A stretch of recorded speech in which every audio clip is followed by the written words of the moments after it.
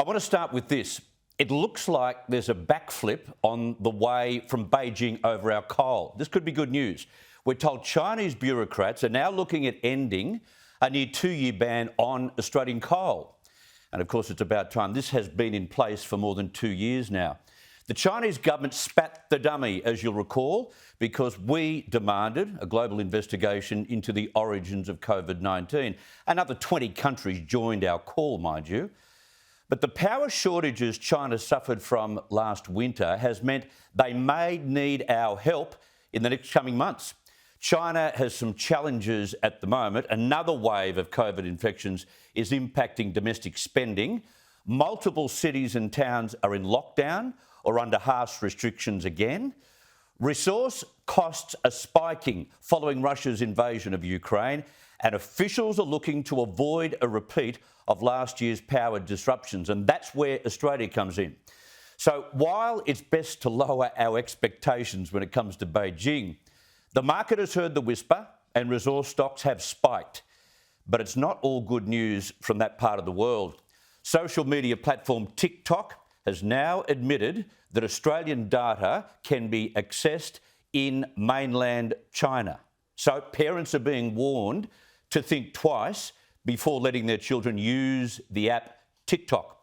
The revelation is in response to that letter Senator James Paterson sent to the company. In answer to the shadow cybersecurity minister's question whether or not our data was accessible in China, they've replied with a definitive yes. 7 million Australians use that app. But the company denies ever handing out data to the Chinese government. That's the part no one should believe. TikTok users, not just in the United States, but also here in Australia, have their personal user data accessible in mainland China, contrary to the promises that TikTok made to Australia. That represents about 7 million users here in Australia, which includes many young people, many people under the age of 18, and that puts their user data within the reach of the Chinese Communist Party. If they ask for the data, what Chinese-based company is going to refuse to hand it over? No one. Maybe it's about time we handed China our own list of demands. What do you think of that? They seem to enjoy communicating via lists. We could do a deal.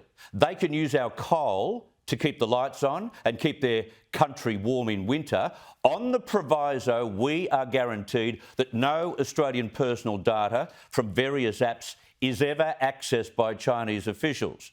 We could also demand the release of several Australians who were being detained somewhere in China against their will. And we could make something not negotiable. You can have our coal, but reinstate all the trade agreements you broke and get rid of all those bully boy tariffs. Meanwhile, Scott Morrison has called out Beijing as well, accusing them of supporting Vladimir Putin. The former Prime Minister says Australia is all in with Ukraine, but he says China can't say the same thing. Mr. Morrison says the Chinese government has taken a very different position. He says even to the point of continuing to go around trade embargoes that other countries are putting in for buying Russian wheat.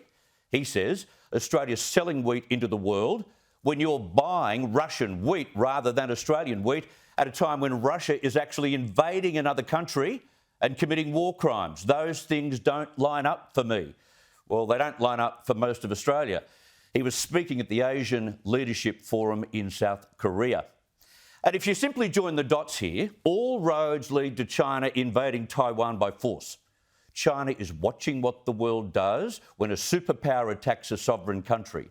Russia's invasion of Ukraine is linked to China's support for Russia, which is linked to its massive military build-up right now, which links to their stated mission to reunify Taiwan by military means if need be. And let's be clear here, Australia stands on China. Our conviction to stand firm and uphold our basic democratic way of life is not an attack on the Chinese people, especially not on Chinese Australians. It is about the wolf warriors running the show. The new government is right to bring Beijing back to the negotiating table, but we must keep our dignity. No getting on our knees begging for forgiveness. We will not bow to authoritarian demands, and we should not. We are an open and free country, very different to an authoritarian regime, which we won't surrender.